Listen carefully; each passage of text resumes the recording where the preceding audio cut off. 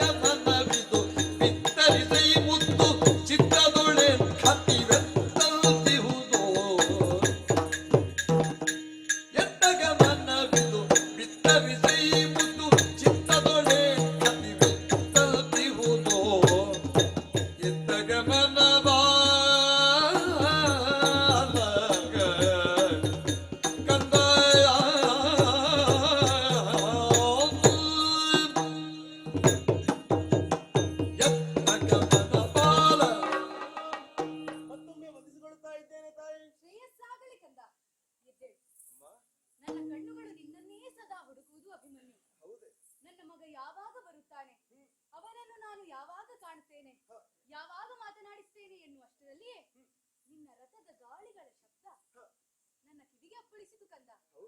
ಆವಾಗಲೇ ಕಣ್ಣರಳಿ ನಿಂತಿತು. ಆದರೆ ಮಗು ಅಭಿಮನ್ಯು, ನೀನು ಇಲ್ಲಿಯವರೆಗಾಗಿಯೇ ಬಂದವನೇ. ನಿನ್ನ ಹಾಸವನ್ನು ಗಮನಿಸಿದೆ ನಾನು. ಉತ್ಸುಕತೆಯಿಂದ ಮೆರೆಯುತ್ತಾ ಇದ್ದೀಯ. ನಿನ್ನ ಗಮನ ಇಲ್ಲಿಲ್ಲ ಎನ್ನುವುದು ಸ್ಪಷ್ಟವೇ ಸರಿ.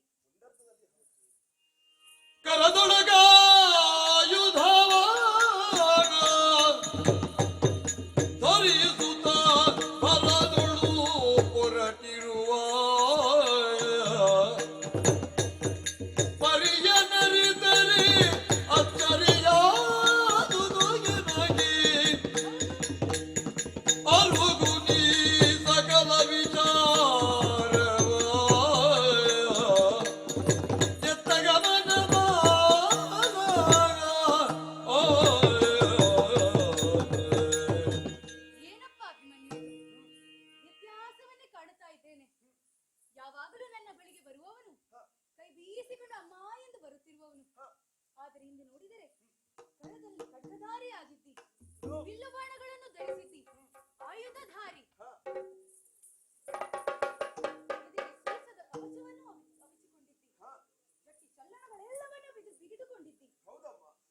ನಿನ್ನ ರೂಪರೇಷೆಗಳೆಲ್ಲವನ್ನು ಗಮನಿಸಿದಾಗ ಯುದ್ಧಕ್ಕೆ ಸಿದ್ಧತೆ ನಡೆದಿದೆ. ಕುದುರೆಯು ಒಂಟಿ ಕಾಲಿನಲ್ಲಿ ನಿಂತಿದೆ. ತನ್ನ ಒಡೆಯನ ಅಪ್ಪಣೆ ತನಗೆ ಯಾವಾಗ ಎನ್ನುವ ಹಾಗೆ. ಅಭಿಮನ್ಯು, ಒಂದು ಮಾತು ಕೇಳುತ್ತೇನೆ, ತಪ್ಪು ಭಾವಿಸಬಾರದು. ಗಮನ ಬಾಲ, ನನ್ನಲ್ಲಿ ಹೇಳಬಹುದೇ? ನಿನ್ನ ಗಮನ ಯಾವ ಕಡೆ? ಲಾಲಿಸಬೇಕಮ್ಮ. ಲಾಲಿಪುದಲೆ ತಾಯೆ ಎಲ್ಲ ಬಿನ್ನಪವನ್ನು ತಾಯೇ ಕೇಳು ಅಮ್ಮ.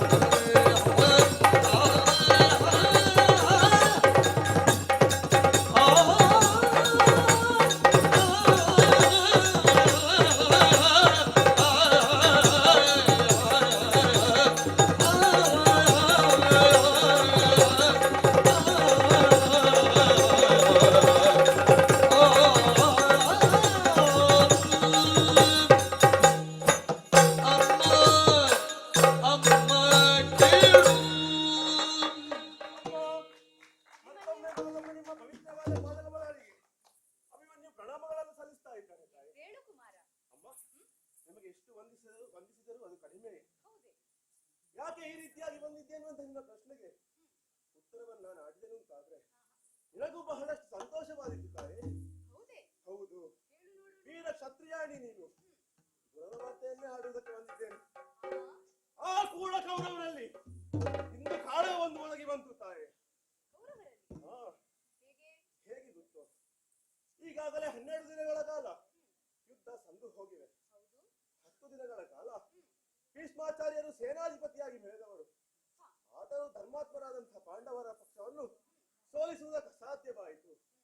ಅವರು ನಿವೃತ್ತಿಯಾದ ಬಳಿಕ ಮತ್ತೆ 2 ದಿನ ದ್ರೋಣಾಚಾರ್ಯರೇ ಸೇನಾಧಿಪತಿಯಾದವರು. ಸರಿ. ಎಷ್ಟು ಶ್ರಮವಹಿಸಿದರೂ ಕೂಡ ಕೌರವನಿಗೆ ಗೆಲುವನ್ನು ತಂದುಕೊಡುವುದಕ್ಕೆ ಅಸಾಧ್ಯವಾಯಿತಂತೆ. ದುಃಖದಲ್ಲಿದ್ದರಂತೆ ಕೌರವ. ಆ ಕಾಲಕ್ಕೆ ದ್ರೋಣಾಚಾರ್ಯರೇ ಅವರ ಬಳಿಗೆ ಹೋದರಂತೆ. ಹೋಗಿ ಏನು ಮಾಡಿದ್ದಾರೆ ಗೊತ್ತೇ? ಅಮ್ಮ,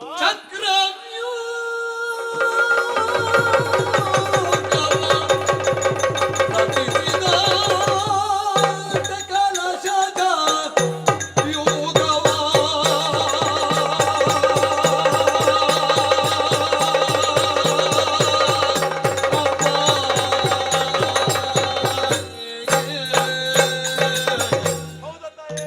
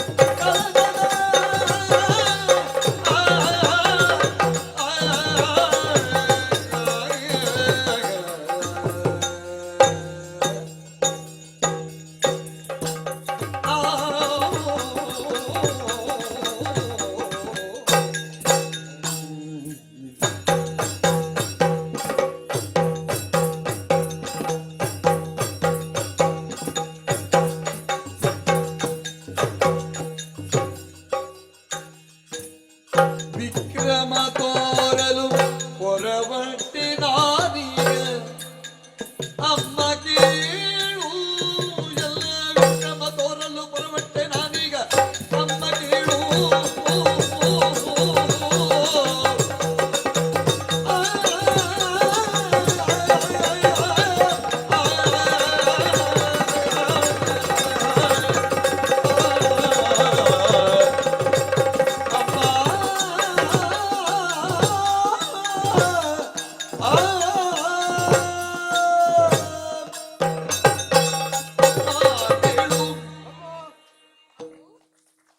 ಸೇನಾಧಿಪತ್ಯವನ್ನು ಹೊಂದಿಕೊಂಡಂತಹ ದ್ರೋಣಾಚಾರ್ಯರು ಹೇಗಾದರೂ ಕೌರವರಿಗೆ ವಿಜಯವನ್ನು ಒದಗಿಸಲೇಬೇಕು ಎನ್ನುವ ಕಾರಣಕ್ಕಾಗಿ ವಿಶೇಷವಾದ ವ್ಯೂಹವನ್ನೇ ಬಂದಿದ್ದಾರೆ.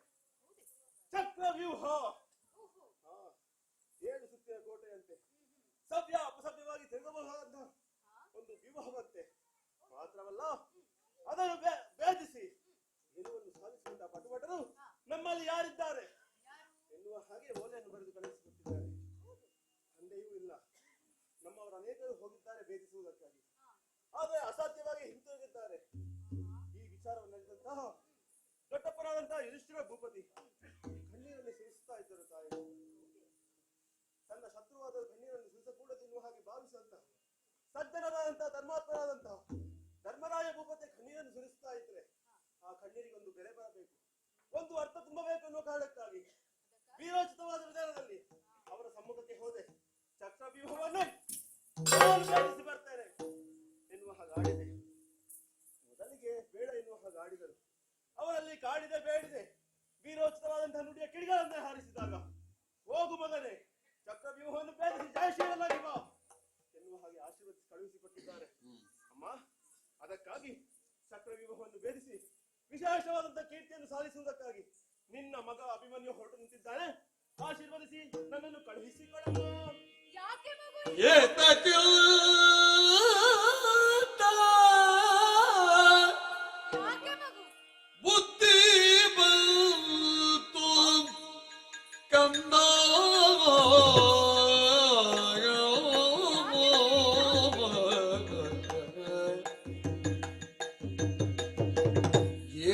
ಏತಕ್ಕಿಂತ ಬುದ್ಧಿ ಬಂತು ಕಂದ ಕಂದ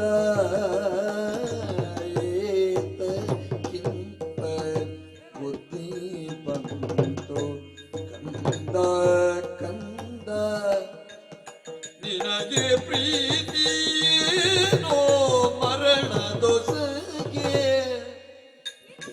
ನಿನಗೆ ಪ್ರೀತಿಯೇನೋ ಮರಣದೊಸಗೆ ಕಂದ ಕಂದ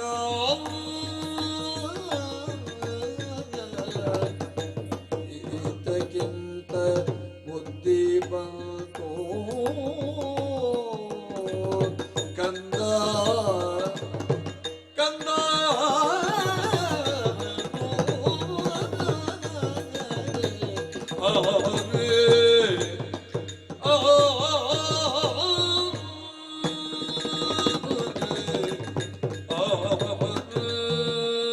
ಚಕ್ರವ್ಯೂಹವನ್ನು ಭೇದಿಸಿ ನಾನು ಬರ್ತೇನೆ ತಾಯಿ.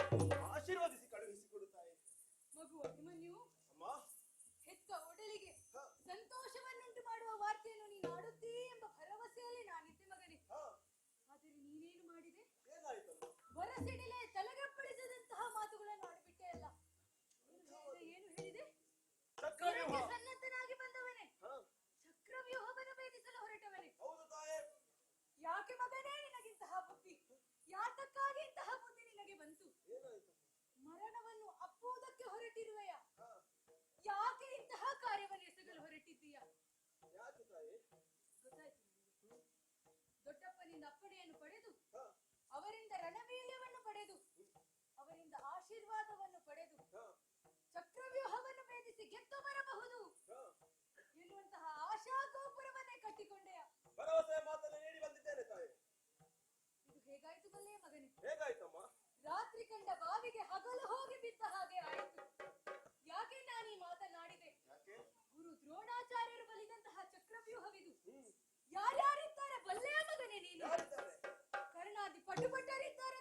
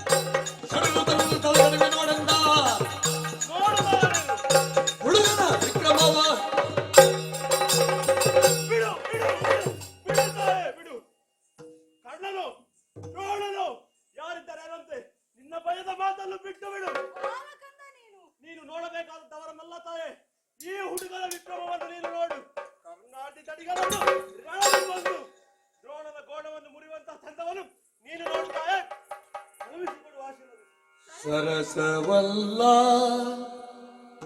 ಸಮರವಿಂದೋ ಕಂದ ಕಂದ ಸರಸವಲ್ಲ ಸಮರವಿಂದೋ ಕಂದ ಕಂದ ಕಲಶ ತರಳನ ಗೆಲಲ್ಲ ಭವಗರಿದು ಕಲಶ ತರಳನ ಗೆಲಲ್ಲ ಅಭವಗರಿದು ಕಂದ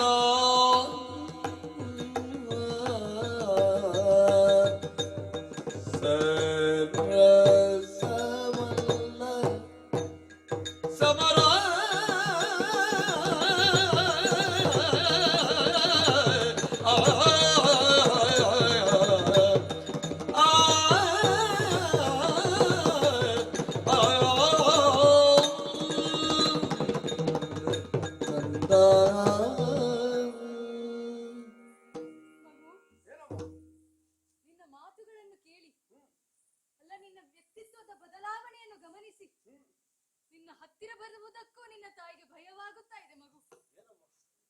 ಸರಸವೇನು ನಿನ್ನ ಮಾತುಗಳು? ಸರಸವಲ್ಲ ಸಮರವೆಂದು ಯಾಕೆ ಈ ಮಾತನ್ನಾಡಿದೆ? ಯಾಕೆ ತಾಯಿ? ದುರ ಭಯಂಕರರಾಗಿ ಮೆರೆಯುತ್ತಾ ಇದ್ದಾರೆ ದ್ರೋಣಾಚಾರ್ಯರು. ಶಾಪಾದಪಿ ಶರಾದಪಿ ಎನ್ನುವಂತೆ ಪರಶಿವನಂತೆ ಕಂಗೊಳಿಸುತ್ತಾ ಇದ್ದಾರಂತೆ ರಣರಂಗದಲ್ಲಿ. ಅಂತವರನ್ನು ನೀನು ಗೆಲ್ಲಬಹುದು ಎಂಬ ಬಂಡತನವೇ ನಿನಗೆ ಇಲ್ಲ ಮಗು. ನನ್ನ ಮಾತಿಗೂ ಅದರ ಹಿಂದೆ ಇರುವ ಒಂದು ಅರ್ಥವಿದೆ.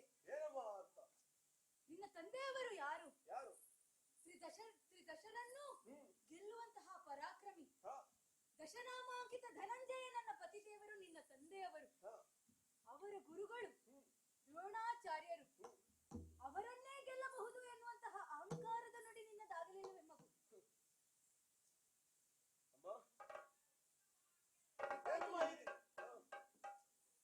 ಸರ್ಪವು ಕಚ್ಚುತ್ತದೆ ಎಂದು ಗೊತ್ತಿದ್ದರೂ ಅದರ ಅಡಿಯಲ್ಲಿಯೇ ಹೋಗಿ ಮಲಗಬೇಕು ಎನ್ನುವಂತಹ ಹಠ ನಿನಗೆ ಬೇಡ ಮಗು.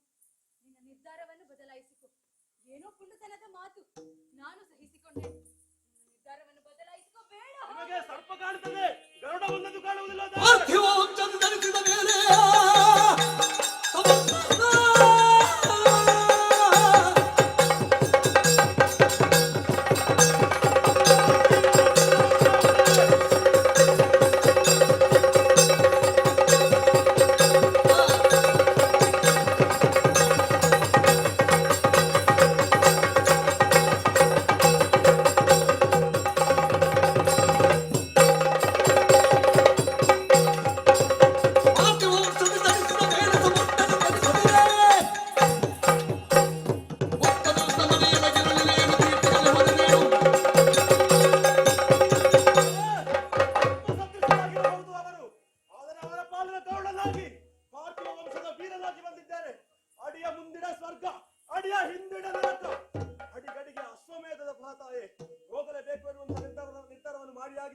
ಚಿಂತಿಸಬೇಡಿ, ಆಶೀರ್ವಾದಿಸಿ ಕಳುಹಿಸಿಕೊಟ್ಟಿರಿ ಅಂತಾದ್ರೆ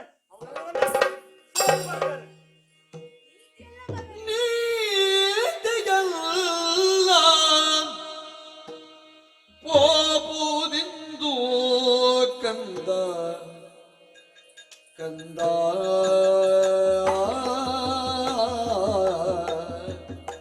ಏನಮ್ಮ ಇದು? ನೀತಿಯಲ್ಲ ಕಂದ ನೀತಿಯಲ್ಲ ಪೋಪುದಿಂದು ಕಂದ ಕಂದ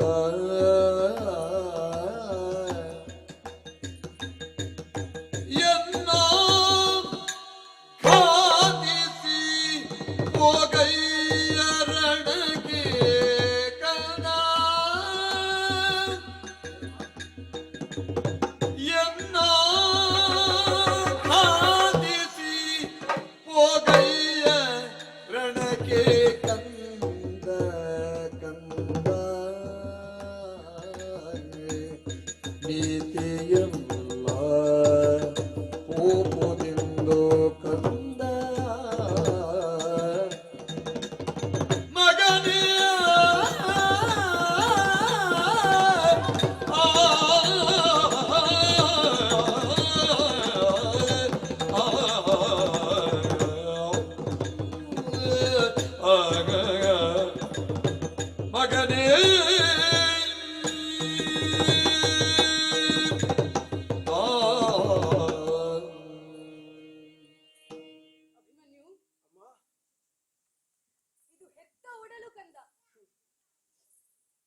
ದೊಡ್ಡಮ್ಮ ದ್ರೌಪದಿಗೆ 5 ಮಂದಿ ಮಕ್ಕಳು, ಉಪಪಾಂಡವರು.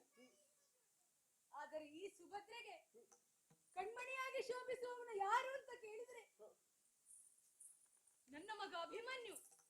ಈ ಅಭಿಮನ್ಯು ಮಾತ್ರ ನವಮಾಸದ ತನಕ ಗರ್ಭದಲ್ಲಿರಿಸಿ ಪ್ರಪಂಚದ ಬೆಳಕನ್ನು ತೋರಿಸಿ ನನ್ನ ಎದೆಯಂಗಳದಲ್ಲಿ ಆಡಿ ಬೆಳೆಸಿದವಳು. ನಿನ್ನನ್ನು ಕುಣಿದಾಡಿಸಿದ್ದೇನೆ, ಈ ತೋಳತಕ್ಕೆಯಲ್ಲಿ ನಿನ್ನನ್ನು ಪೋಷಿಸಿದ್ದೇನೆ, ಬೆಳೆಸಿದ್ದೇನೆ ಮಗು. ನಿನ್ನ ಕುರಿತಾಗಿ ಆಶಾ ಗೋಪುರವನ್ನೇ ಕಟ್ಟಿಕೊಂಡಿದ್ದೇನೆ. ನಿನ್ನ ಯೌವನವನ್ನು ಕಣ್ತುಂಬ ಕಂಡು ಸಂತೋಷ ಸಾಗರದಲ್ಲಿ ತೇಲಬೇಕು ಎನ್ನುವುದು ಈ ಸುಭದ್ರೆಯ ಆಶೆ ಮಗರು. ಆದ್ರೆ ಏನು ಮಾಡಿಬಿಟ್ಟೆ, ಈ ಗರ್ಭಕ್ಕೆ ಕೊಳ್ಳಿಡುವಂತಹ ಮಾತುಗಳನ್ನು ಆಡಿಬಿಟ್ಟೆ ಅಲ್ಲ. ನನ್ನ ಮನಸ್ಸಿಗೆ ಘಾತಿಯನ್ನು ಒದಗಿಸಿದೆಯ ಮಗನೇ. ನಾನು ಎಷ್ಟು ಸಾರಿ ಹೇಳಿದರು, ನೀತಿಯ ಮಾತುಗಳನ್ನು ಆಡಿದರು, ನನ್ನ ಮಾತುಗಳನ್ನು ಕೇಳುವ ಪರಿಸ್ಥಿತಿಯಲ್ಲಿಯೇ ನೀನಿಲ್ಲ. ರಣಕ್ಷೇತ್ರಕ್ಕೆ ಹೋಗಬೇಕೆಂದು ಹಾಗೆ ನಿರ್ಧಾರ ಮಾಡಿ ಆಗಿರುತ್ತಾಯೆ. ಹೋಗುವುದೇ ನನ್ನ ನೀತಿಯ ಮಾತುಗಳೆಲ್ಲವೂ ನಿನಗೆ ಪಥ್ಯವೇ ಆಗಲಿಲ್ವೇ ಮಗನೇ? ಹೋಗುವುದು ಧರ್ಮ ತಾಯಿ. ನೀರಿಗೆ ಹೋಮ ಮಾಡಿದಂತೆ ಆಯಿತು. ಈ ಸುಭದ್ರೆಯ ಪಾಡನ್ನು ಯಾರಲ್ಲಿ ಹೇಳಬೇಕು ನಾನು? ಮಗು, ಒಂದು ವಿಷಯವನ್ನು ಜ್ಞಾಪಕಪಡಿಸುತ್ತೇನೆ. ಮೊನ್ನೆ ಅಷ್ಟೇ ನಡೆದಂತಹ ಪ್ರಸಂಗ. ನೀನೇನು ಮರೆತು ಹೋಗುವಷ್ಟು ಪ್ರಾಯದವನಲ್ಲ. ಮೊನ್ನೆ ಅಷ್ಟೇ ಗುರು ಆಚಾರ್ಯ ಭೀಷ್ಮರಲ್ಲಿ ನೀನು ತುಡುಕಾಡುತ್ತಿರುವಂತಹ ಸಂದರ್ಭದಲ್ಲಿ ಅವರು ಆಡಿದ ಮಾತೇನು? ಬಲಾಬಲ ಭಾರತ ರತ್ನ ಎನ್ನುವಂತಹ ಉದ್ಗಾರ ಅವರ ಬಾಯಿಂದ ಬಂತು ಮಗನೇ. ಆಗ ಮೊದಲು ಸಂತೋಷ ಪಟ್ಟವರು ಯಾರು? ಈ ನಿನ್ನ ತಾಯಿ ಸುಭದ್ರೆ. ಈ ನಿನ್ನ ತಾಯಿ ಹೆತ್ತ ಒಡಲು ಎಷ್ಟು ಸಂತೋಷ ಪಡುತ್ತದೆ ಇಂತಹ ಮಾತುಗಳನ್ನು ಕೇಳುವಾಗ. ಆದರೆ ಆಮೇಲೆ ಏನಾಯಿತು? ನಿನ್ನಜ್ಜಿ ಕುಂತಿ ದೇವಿ, ನನ್ನ ಅತ್ತೆ, ಮಗಳೇ ಸುಭದ್ರಾ ಎಂದು ಬಿಗಿಯಾಗಿ ಆಲಂಗಿಸಿದರು. ಯಾಕಾಗಿ? ನಿನ್ನಂತಹ ಪುತ್ರರತ್ನನನ್ನು ನಾನು ಹಡೆದೆ, ಈ ಸುಭದ್ರೆಯ ಗರ್ಭಪಾವನವಾಯಿತು ಎನ್ನುವ ಕಾರಣಕ್ಕಾಗಿ ಅಲ್ವೇ? ಅಂತಿರುವಾಗ ಈ ತಾಯಿಯ ಗರ್ಭವನ್ನು ಘಾಸಿಗೊಳಿಸಿ ಹೋಗುವಂತಹ ಮನವನ್ನು ನೀನು ಮಾಡುತ್ತೀಯ.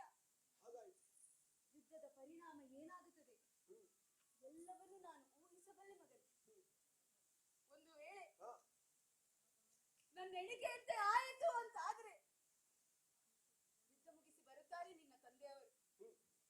ಬಂದು ಸುಭದ್ರಾ, ನನ್ನ ಕಣ್ಣ ತಾರೆಯಾದ ನನ್ನ ಪುತ್ರರತ್ನನಾದ ನನ್ನ ಮಗ ಅಭಿಮನ್ಯು ಎಲ್ಲಿ ಅಂತ ಕೇಳಿದರೆ ಯಾವ ನಾಲಿಗೆಯಿಂದ ಉತ್ತರಿಸಿ ಮಗಳೇ ಏನೆಂದು ಹೇಳಲಿ? ಉತ್ತರ ಕೊಡಬೇಕು ತಾಯಿ. ಪಾಂಡವರ ಬದುಕಿನ ಉದ್ದಕ್ಕೂ ಹಿಂಸೆಯನ್ನೇ ನೋವನ್ನೇ ಕಡಿದು ಹೋದಂತಹ ಆ ಕೌರವಾದಿಗಳ ಬದುಕುವುದಕ್ಕೆ ಬೇಕಾಗಿ ಚಕ್ರವ್ಯೂಹವನ್ನು ಬರೆದು ಪಾಠವನ್ನು ಹೇಳಿಕೊಟ್ಟಂತಹ ಗುರುಗಳಿಗೆ ಪಾಠವನ್ನು ಕಲಿಸುವುದಕ್ಕಾಗಿ ನಿಮ್ಮ ಮಗ ಅಭಿಮನ್ಯು ಹೊರಟಿದ್ದಾನೆ ಎನ್ನುವ ಹಾಗೆ ಆಡುತ್ತಾರೆ. ತಂದೆಯವರಿಗೆ ನಾನು ಈ ಮಾತುಗಳನ್ನು ಆಡಿಯೇ. ನನ್ನಕ್ಕಿಂತ ಹೆಚ್ಚಾಗಿ ನಿನ್ನ ಮೇಲೆ ಅಕ್ಕರೆ ಇರಿಸಿದವರು ಯಾರು ಅಂತ ಕೇಳಿದರೆ ನಿನ್ನ ದೊಡ್ಡಮ್ಮ ದ್ರೌಪದಿ ದೇವಿ. ಬಂದು ತಂಗಿ ಸುಭದ್ರಾ, ನನ್ನ ಮಗ ಅಭಿಮನ್ಯು ಎಲ್ಲಿ? ಅವನನ್ನು ಕಣ್ತುಂಬಿಸಿಕೊಳ್ಳಬೇಕು ಅಂತ ಕೇಳಿದರೆ ಏನೆಂದು ಉತ್ತರಿಸಿ ಮಗಲಿ? ನನ್ನಿಂದ ಆಗುವುದಿಲ್ಲ. ಅವರು ಯುದ್ಧವನ್ನೇ ಬಯಸಿದವರು. ಒಂದು ಕಾಲದಲ್ಲಿ ತುಂಬಿದ ಸಭೆಗೆ ಅವರನ್ನು ಎಳೆತಂದದ್ದು ಮಾತ್ರವಲ್ಲದೆ ಅವರ ಸೆರಗೆ ಪಾಪಿಗಳು ಕೌರವಾದಿಗಳು ಅಂತವರ ಕೈಯನ್ನ ಕತ್ತರಿಸುವುದಕ್ಕಾಗಿ ಮಗ ಅಭಿಮನ್ಯು ಹೋಗಿದ್ದಾನೆ ಎನ್ನುವ ಹಾಗೆ ಆಡುತ್ತಾಯ ಸಂತೋಷ ಪಟ್ಟಳು. ಸಣ್ಣವನಲ್ಲೂ ಬಹಳಷ್ಟು ಮಾತನಾಡಲು ಕಲಿತಿದ್ದಿ. ಆದರೆ ನಿನ್ನ ಕೈ ಹಿಡಿದಂತಹ ಪತ್ನಿ ನನ್ನ ಸೊಸೆ ಉತ್ತರ ಬಂದು, ಅತ್ತೇ ನನ್ನ ಭಾಗ್ಯದ ಜ್ಯೋತಿ ಎಲ್ಲಿ, ನನ್ನ ಗಂಡ ಎಲ್ಲಿ ಅಂತ ಕೇಳಿದರೆ ಯಾವ ಮುಖವನ್ನು ತೋರಿಸಲಿ ಕಂದ? ಯಾವ ಮುಖವನ್ನು ತೋರಿಸಿ ನಿನ್ನ ಪರಿಸ್ಥಿತಿಯನ್ನು ಹೇಳಲಿ? ಅರ್ಥವಾಯಿತು ತಾನೆ. ಉತ್ತರಗೆ ಉತ್ತರವನ್ನು ಕೊಡು. ಎತ್ತರವಾದಂತಹ ಕೀರ್ತಿಯನ್ನು ಪಡೆಯುವುದಕ್ಕಾಗಿ, ಉತ್ತರೋತ್ತರವಾದಂತಹ ಶ್ರೇಯಸ್ಸನ್ನು ಹೊಂದುವುದಕ್ಕಾಗಿ ನಿನ್ನ ಗಂಡ ಹೋಗಿದ್ದಾನೆ ಎನ್ನುವ ಹಾಗೆ ಅವಳಲ್ಲಿ ಆಡಿ ಬಿಡುತ್ತಾರೆ.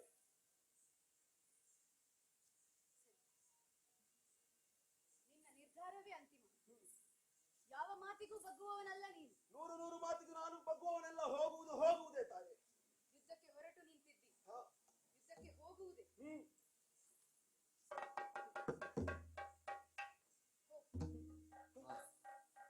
ಆದರೆ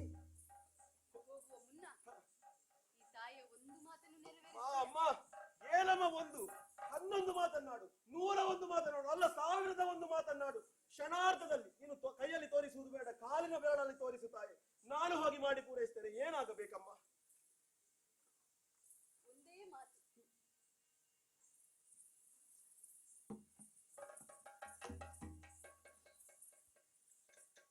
ಈ ಕಟಾರಿ ಇರುವುದು ಯಾಕೆ ಮಗನೇ? ಇದು ಕುರುಕ್ಷೇತ್ರ ದಾರುಣಿಯಲ್ಲಿ ಎದುರಾಗುವಂತಹ ದುಷ್ಟರ ಕತ್ತನ್ನು ಕತ್ತರಿಸುವುದಕ್ಕಾಗಿ, ವೈರಿಗಳ ಕತ್ತನ್ನು ಕತ್ತರಿಸುವುದಕ್ಕಾಗಿದ್ದಾರೆ. ಸರಿ, ಮುಂದೊತ್ತಿ ಬರುವ ವೈರಿಗಳ ಸಡೆ ಪಡೆಯುವುದಕ್ಕಾಗಿ ಅಲ್ಲವೇ ಈ ಕಟಾರಿ? ಈ ಕಾಲಕ್ಕೆ ಉತ್ಸಾಹದಿಂದ ಹೊರಟಿರುವಂತಹ ನಿನಗೆ ವೈರಿಯಾಗಿ ಕಣ್ಣ ಮುಂದೆ ನಿಂತಿರುವವರು ಯಾರು ಅಂತ ಕೇಳಿದರೆ ಈ ನಿನ್ನ ತಾಯಿ ಸುಭದ್ರೆ ಹಿಡಿದಿರುವ ಕಟಾರಿಯಿಂದ ನಿನ್ನ ತಾಯಿಯ ಶಿರವನ್ನು ಅಮ್ಮ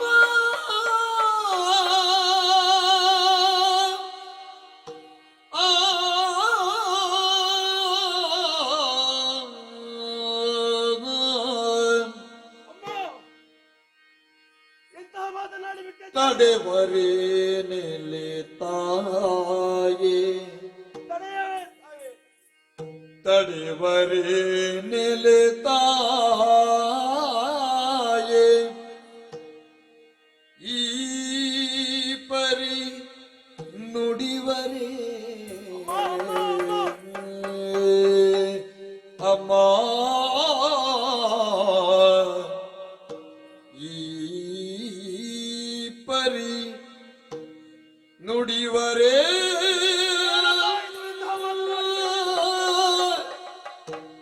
ರಣವನ್ನು ಜಯಿಸುವುದೊಡನೆ ಕಳುಗದೆ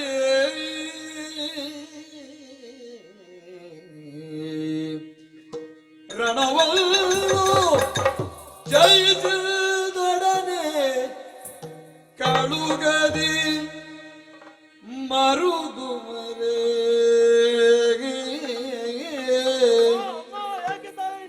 ಕಳುಗದಿ ಮರುಗುವರೆ ನೀನು ಎಂದ ಅಭಿಮನ್ಯೋ ತಡೆವರೆ ಈ ಪರಿ ನುಡಿವರೇ ಅಮ್ಮ, ಈ ಪರಿ ನುಡಿವರೇ ಜನನಿ.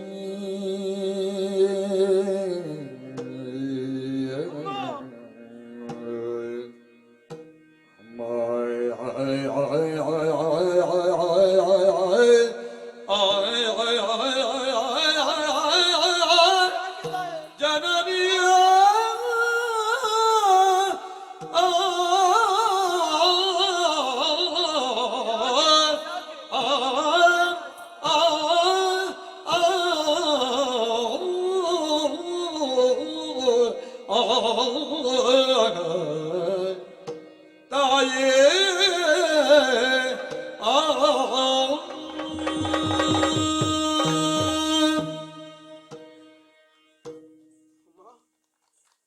ಅಮ್ಮ, ಎಂತಹ ವಾಕ್ಯವನ್ನಾಡಿಬಿಟ್ಟೆ ತಾಯಿ. ರಣಕ್ಷೇತ್ರಕ್ಕೆ ಸೇರಬೇಕು ಅಂತಿದ್ರೆ ನಿನ್ನ ಶಿರವನ್ನು ಇಲ್ಲ, ಆಡುವುದಕ್ಕೂ ನಾನು ಆಲೋಚಿಸ್ತೇನೆ ತಾಯಿ. ಅಂತಹ ಮಾತನ್ನು ಆಡುವವನಲ್ಲ. ಯಾಕೆ ತಾಯಿ ಇಂತಹ ಮಾತನಾಡಿಬಿಟ್ಟೆ? ಹೀಗಾಡುವುದಕ್ಕಿಂತ ಮಗನೇ ಅಭಿಮನ್ಯು ನಿನ್ನ ಪ್ರಾಣ ಕೊಡು ಎನ್ನುವ ಹಾಗೆ ಒಂದು ಮಾತನ್ನು ಆಡುತ್ತಾ ಇದ್ದರೆ ಸಂತೋಷದಿಂದ ನನ್ನ ಪ್ರಾಣವನ್ನು ನಿನ್ನ ಪಾದಗಳಿಗೆ ಅರ್ಪಿಸುತ್ತಾ ಇದ್ದೆ ತಾಯಿ. ಏನು ತಾಯಿ, ಏನಮ್ಮ ಮಾತೆನ್ನುವಂತಹ ಶರದಿಂದ ನನ್ನ ಹೃದಯವನ್ನೇ ಚುಚ್ಚಿ ಚುಚ್ಚಿ ಛಿದ್ರಗೊಳಿಸುವಂತಹ ಯತ್ನವೇ ತಾಯಿ. ರಣಕ್ಷೇತ್ರವನ್ನು ಸೇರ್ತೇನೆ, ವಿರೋಧಿಗಳ ಕತ್ತನ್ನು ಕತ್ತರಿಸ್ತೇನೆ, ಕಡಿತೇನೆ, ಹೊಡಿತೇನೆ ಎನ್ನುವ ಹಾಗೆ ಕಠೋರವಾದಂತಹ ನುಡಿಯನ್ನು ಆಡುತ್ತಾ ಹೊರಟಂತಹ ಅಭಿಮನ್ಯುವಿನ ಹೃದಯ ಅಷ್ಟೇ ಕಠೋರವಾಗಿದೆ ಎನ್ನುವ ಹಾಗೆ ಭಾವಿಸಿ ಅದನ್ನು ಪರೀಕ್ಷಿಸುವುದಕ್ಕೆ ಹೊರಟೇನೆ. ಇಲ್ಲ ತಾಯ, ಇಲ್ಲ. ಕೋಮಲವಾದಂತಹ ಹೃದಯವನ್ನು ಹೊಂದಿದಂತಹ ನಾನು ನಿತ್ಯವೂ ಅದರಲ್ಲಿ ನಿನ್ನನ್ನು ಸ್ಥಾಪಿಸಿ ಪೂಜಿಸುವವನಮ್ಮ. ಹಾಗಿರುತ್ತಾ ಇಂತಹ ಕಾರ್ಯವನ್ನು ಮಾಡುವುದಕ್ಕೆ ನನ್ನಿಂದ ಹೇಗೆ ಸಾಧ್ಯ ತಾಯೇ, ಹೇಗೆ ಸಾಧ್ಯ? ಅರ್ಥವಾಯಿತು, ಅರ್ಥವಾಯಿತು. ಮಗನೆನ್ನುವಂತಹ ಹೋಕಾರದಿಂದ ಇಂತಹ ಮಾತನಾಡಿಬಿಟ್ಟೆ. ಆದರೆ ಸರಿಯಾಗಿ ಆಲೋಚಿಸಬೇಕಮ್ಮ. ನಾವು ನಡೆಯುತ್ತಿರುವುದು ಧರ್ಮಯುದ್ಧ, ಧರ್ಮಾಧರ್ಮಗಳ ಸಂಘರ್ಷವಮ್ಮ. ಅದು ಧರ್ಮಾಧರ್ಮಗಳ ಸಂಘರ್ಷ. ಕೇವಲ ಯುದ್ಧ ಎನ್ನುವ ಹಾಗೆ ಹುಚ್ಚಿನಿಂದ ಹೊರಟು ಬಂದವನಲ್ಲ ತಾಯಿ. ಧರ್ಮ ಅಧರ್ಮದ ಕುರಿತಾಗಿ ವಿವೇಚನೆಯನ್ನು ಮಾಡಿಯ ಹೊರಟವ ಈ ನಿನ್ನ ಮಗ ಅಭಿಮನ್ಯು. ಅಂತ ನನ್ನನ್ನು ಈ ರೀತಿಯಾಗಿ ತಡೆಯುವುದಕ್ಕೆ ಮುಂದಾಗುತ್ತೀಯಲ್ಲ ತಾಯಿ. ಯಾಕೆ ತಾಯಿ? ನನ್ನನ್ನು ಕಳುಹಿಸಿಕೊಡು, ಆಶೀರ್ವದಿಸಿ ಕಳುಹಿಸಿಕೊಡಮ್ಮ, ಕಳುಹಿಸಿಕೊಡು. ಸುರಿವಾ ಕಂಬನಿಯನ್ನು ಸಿರಗಿಂದುರಸಿ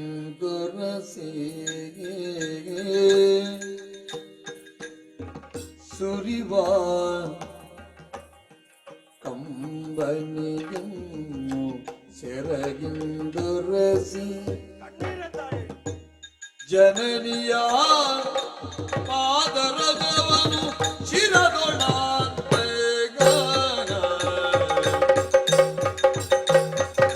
ಚದುರಂತ ಭಕ್ತನಂದನ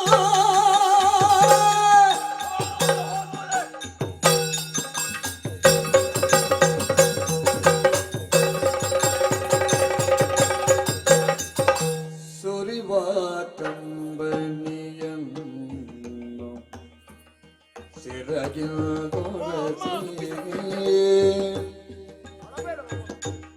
ಜನನಿಯ ಪಾದ ರಜವನು ಶಿರದೊಳತ ಪಾತನಾದನ ಕೊರತನಾಗ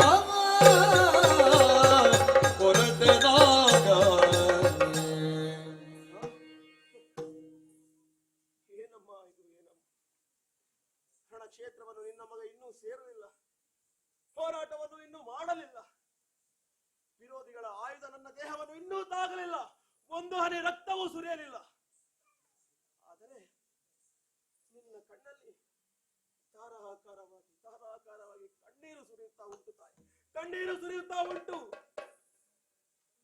ನಿನ್ನ ವೀರ ಪುತ್ರನಾಗಿ ಆ ಕಣ್ಣೀರನ್ನು ನೋಡುವಂತಹ ಶಕ್ತಿ ನನ್ನಲ್ಲಿ ಇಲ್ಲ ತಾಯೇ, ನನ್ನಲ್ಲಿ ಇಲ್ಲ.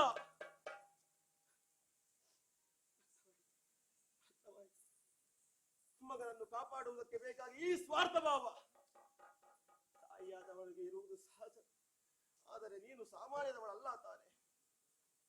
ವೀರ ಪಾರ್ಥನ ಮಡದಿ, ಶ್ರೀಕೃಷ್ಣ ಸ್ವಾಮಿಯ ಭಗಿನಿ ನೀನು, ವೀರಾಭಿಮನ್ಯುನ ಮಹಾ ಮಾತೆ ನೀನು, ಕ್ಷತ್ರಿಯಾಣಿ ತಾಯಿ ನೀನು.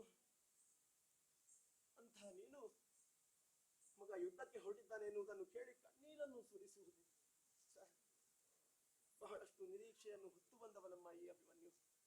ಯುದ್ಧದ ವಿಚಾರವನ್ನು ಆಡಿದ ತಕ್ಷಣವೇ ಸಂತಸದಿಂದ ಆಶೀರ್ವಾದವನ್ನು ಮಾಡಿ ಹೋಗು ಮಗನೇ, ನನಗೆ ಶುಭವಾಗಲಿ ಎನ್ನುವ ಹಾಗೆ ಆಡ್ತಾರೆ ಎನ್ನುವಂತಹ ಬಹಳಷ್ಟು ನಿರೀಕ್ಷೆಯನ್ನು ಹೊತ್ತು ಬಂದವನಮ್ಮ. ಬದಲಾಗಿ ಈ ನಿನ್ನ ಮಗನಿಗೆ ಸಿಕ್ಕಿದ್ದು ನಿನ್ನ ಕಣ್ಣೀರೇ ತಾಯೇ. ಬೇಡವಮ್ಮ, ಮಗನ ಕುರಿತಾಗಿ ಇರುವಂತಹ ಮಮಕಾರದಿಂದ ಈ ರೀತಿಯಾಗಿ ವರ್ತಿಸಬೇಡ. ಒಮ್ಮೆ ಮಮಕಾರವೆನ್ನುವಂತಹ ಕೋಟೆಯನ್ನು ಒಡೆದು ಅತ್ತ ದೃಷ್ಟಿ ಹಾಯಿಸಿ ನೋಡು ತಾಯಿ. ಘನಘೋರವಾದಂತಹ ಸಂಗ್ರಹವೇ ಗಡಿಸುತ್ತಾ ಉಂಟು ತಾಯಿ.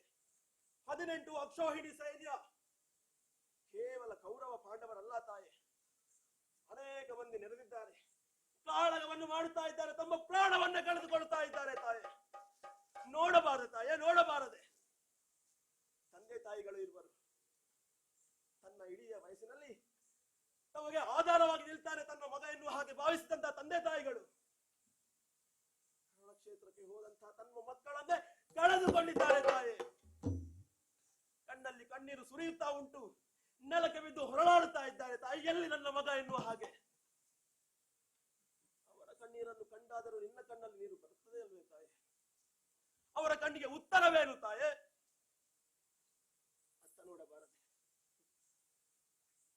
ತನ್ನ ಕೈ ಹಿಡಿದು ಬದುಕಿನಲ್ಲಿ ಅನೇಕ ಬಂಗಾರದಂತಹ ಕನಸನ್ನು ಕಟ್ಟಿಕೊಂಡು ಸದಾಕಾಲ ಜೊತೆಯಾಗಿ ಇರ್ತಾನೆ ಎನ್ನುವ ಹಾಗೆ ಭಾವಿಸಿದಂತಹ ಹೆಣ್ಣೋರ್ವಳು ತನ್ನ ಕೊರಳ ಮಾಂಗಲ್ಯವನ್ನು ಕತ್ತರಿಸಿ ಹಣೆಯ ಕುಂಕುಮವನ್ನೇ ಒರೆಸಿ ವಿಧವೆಯಾಗಿ ಗೋಳಿಡುತ್ತಾ ಇದ್ದಾಳೆ ತಾಯಿ. ನನ್ನ ಪತಿ ಎಲ್ಲಿದ್ದಾರೆ ಎನ್ನುವ ಹಾಗೆ ದುಃಖಿಸುತ್ತಾ ಇದ್ದಾಳೆ ತಾಯಿ. ಏನಪ್ಪ, ಅವರ ಕನಸಿಗೆ ಬೇರೆ ಇಲ್ವೇ? ಅವಳ ಬದುಕಿನ ಭವಿಷ್ಯದ ಗತಿ ಏನು ತಾಯಿ? ಭವಿಷ್ಯದ ಗತಿ ಏನು? ಯಾರಿಗಾಗಿ ಸತ್ತ ಅವರ ಗಂಡ? ತನಗೆ ಪೀಠ ದೊರಕುತ್ತದೆ ಎನ್ನುವ ಹಾಗೆ ಕಾಳಗವನ್ನು ಮಾಡಿ ಸತ್ತರೆ, ತನಗೆ ಭೂಮಿ ಸಿಗ್ತದೆ ಎನ್ನುವಂತಹ ಕಾರಣಕ್ಕಾಗಿ ಸತ್ತರೆ. ಎಲ್ಲವೂ ಪಾಂಡವರ ಕೌರವ ಕರ್ಮಕ್ಕಾಗಿ ಸತ್ತಿದ್ದಾರೆ ತಾಯಿ.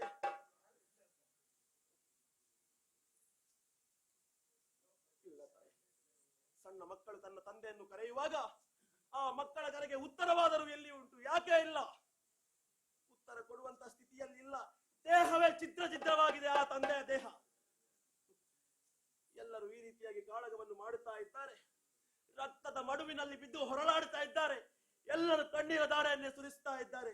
ಇದೆಲ್ಲವನ್ನು ಕಾಣುತ್ತಾ ನಿನ್ನ ಮಗ ಮಾತ್ರ ಅರಮನೆಯಲ್ಲಿ ಕುಳಿತುಕೊಂಡು ಹಾಯಾಗಿ ಸುಖವಾಗಿ ಆಳು ಕಾಳಿಗಳಿಂದ ಸೇವೆಯನ್ನು ಮಾಡುತ್ತಾ ಇರಬೇಕೆ ತಾಯಿ. ಏನಮ್ಮ ನೀನು ಆಡುತ್ತಾ ಇರುವೆ? ಏನಮ್ಮ ನೀನು ಆಡುತ್ತಾ ಇರುವೆ? ಅವರೆಲ್ಲರ ಕಣ್ಣೀರೇ ನನ್ನ ಪಾಲಿಗೆ ಶಾಪವಾಗುವುದಕ್ಕಿಲ್ವೆ? ಅವರೆಲ್ಲರ ಕಣ್ಣೀರ ಶಾಪದಿಂದ ನನಗೆ ಅಪಕೀರ್ತಿ ಬರುವುದಕ್ಕಿಲ್ವೆ? ನಮ್ಮ ವಂಶಕ್ಕೆ ಅಪಕೀರ್ತಿ ಬರುವುದಕ್ಕಿಲ್ವೆ? ವಂಶಕ್ಕೆ ಅಪಕೀರ್ತಿಯನ್ನು ತಂದುಕೊಟ್ಟಂತಹ ಒಬ್ಬ ದರಿದ್ರ ಪುತ್ರನನ್ನು ನೀನು ಹಡೆದು ಏನಮ್ಮ ಸಾಧಿಸುವುದಕ್ಕೆ ಸಾಧ್ಯ? ಆ ಬಳಿಕ 100 ಕಾಲ ಬದುಕಿದರೇನು? ಬದುಕಿಯು ಸತ್ತಂತೆ. ಅಭಿಮನ್ಯುನ ಜೀವನವೆನ್ನುವುದು ಬದುಕಿ ಸತ್ತಂತಾಗಕೂಡದು. ಸತ್ತು ಬದುಕಬೇಕಮ್ಮ, ಅದು ಜೀವನ. ಅದಕ್ಕಾಗಿ ಹೊರಟು ನಿಂತಿದ್ದೇನೆ. ಅದಕ್ಕಾಗಿ ಎಷ್ಟು ಆಡಿದರೂ ನೀನು ಕಳುಹಿಸಿಕೊಡುವವಳಲ್ಲ, ಆಶೀರ್ವದಿಸುವವಳಲ್ಲ ಎನ್ನುವುದು ಸ್ಪಷ್ಟವಾಗಿದೆ. ಕಣ್ಣೀರನ್ನು ಕಂಡು ಎಲ್ಲವನ್ನು ಸ್ಪಷ್ಟವಾಗಿ ಅರಿತುಕೊಂಡಿದ್ದಾನೆ ಎಂದಾದ ಮೇಲೆ ಇನ್ನಾಡುವುದಕ್ಕೆ ಏನೂ ಉಳಿಯಲಿಲ್ಲ. ಕಡೆಯದಾಗಿ ಒಂದು ಮಾತನ್ನಾಡುತ್ತೇನೆ ತಾಯಿ. ರಣಕ್ಷೇತ್ರಕ್ಕೆ ನಾನು ಹೋಗುವುದೇ. ಆದರೆ ಹೋದ ಬಳಿಕ ಅಲ್ಲಿ ಸಂಗರದಲ್ಲಿ ವಿಜಯಿಯಾಗಿ ನಾನು ಬಂದೆನು ಅಂತಾದ್ರೆ ಆ ಸಂತಸ ವಿಚಾರವನ್ನು ಮೊದಲು ನಿನ್ನಲ್ಲಿ ಆಡುವುದಕ್ಕೆ ಓಡೋಡಿ ಬರ್ತೇನಮ್ಮ. ಆದರೆ ಅದಲ್ಲ, ನಿನ್ನ ಎಣಿಕೆಯಂತೆ ಆ ಘೋರವಾದ ಸಂಗರದಲ್ಲಿ ನನ್ನ ಪ್ರಾಣ ಪಕ್ಷಿಯ ಹಾರಿ ಹೋಯಿತು ಅಂತಾದ್ರೆ ದುಃಖಿಸಬೇಡ. ನಿನ್ನ ಮಗ ಸ್ವರ್ಗಸ್ಥನಾದ ಎನ್ನುವ ಹಾಗೆ ಸಂತೋಷ ಪಡು ತಾಯಿ, ಸಂತೋಷ ಪಡು. ಮುಂದೊಂದು ಜನ್ಮ ಉಂಟು ಅಂತಾದ್ರೆ ಪಾರ್ಥ ಮಹಾಶಯನ ಮಗನಾಗಿ ಹುಟ್ಟುವುದಕ್ಕೆ ಇಚ್ಛಿಸ್ತೇನೆ. ಸುಭದ್ರ ದೇವಿಯ ಸುಪುತ್ರನಾಗಿ ಬರುವುದಕ್ಕೆ ಇಚ್ಛಿಸ್ತೇನೆ. ಭರತ ಭೂಮಿಯ ವೀರ ಯೋಧನಾಗಿ ಬರುವುದಕ್ಕೆ ನಾನು ಇಚ್ಛಿಸ್ತೇನೆ ತಾಯಿ, ನಾನು ಇಚ್ಛಿಸ್ತೇನೆ. ಆಶೀರ್ವದಿಸುವವಳಲ್ಲ ತಾನೆ, ಬೇಡ. ಆಶೀರ್ವದಿಸದಿದ್ದರೆ ಏನಂತೆ? ಮಾತೃದೇವೋಭವ. ಯಾವ ರೀತಿ ಆಶೀರ್ವಾದವನ್ನು ನಾನು ಪಡೆಯಬೇಕೆನ್ನುವ ಹಾಗೆ ಚೆನ್ನಾಗಿ ತಿಳಿದುಕೊಂಡಿದ್ದೇನೆ. ನಮ್ಮ ಪವಿತ್ರವಾದಂತಹ ಈ ಪಾದಗಳಿಗೆ ನನ್ನ ಶಿರವನ್ನು ಪಾದದ ಧೂಳನ್ನೇ ತಿಲಕವಾಗಿ ಇಟ್ಟುಕೊಂಡಿದ್ದೇನೆ. ಇದುವೇ ನನ್ನ ಪಾಲಿನ ಆಶೀರ್ವಾದ. ವೀರ ಅಭಿಮನ್ಯುವಿಗೆ ಸುಭದ್ರ ಕವಚ ಇದೆ ತಾಯೇ, ಇದೇ ನನಗೆ ನಿನ್ನ ಆಶೀರ್ವಾದ. ನಿನ್ನ ಮಗ ರಣಕ್ಷೇತ್ರಕ್ಕೆ ಹೊರಡುತ್ತಾ ಇದ್ದಾನೆ ತಾಯಿ. ಮಣ್ಣಿನ ರಣವನ್ನು ತೀರಿಸುವುದಕ್ಕೆ ನಿನ್ನ ಮಗ ಅಭಿಮನ್ಯು ಹೊರಡುತ್ತಾ ಇದ್ದಾನೆ ತಾಯಿ. ಅಭೇದ್ಯವಾದ ಚಕ್ರವ್ಯೂಹವನ್ನು ಭೇದಿಸುವುದಕ್ಕಾಗಿ ನಿನ್ನ ಮಗ ಹೊರಡುತ್ತಾ ಇದ್ದಾನೆ ತಾಯಿ.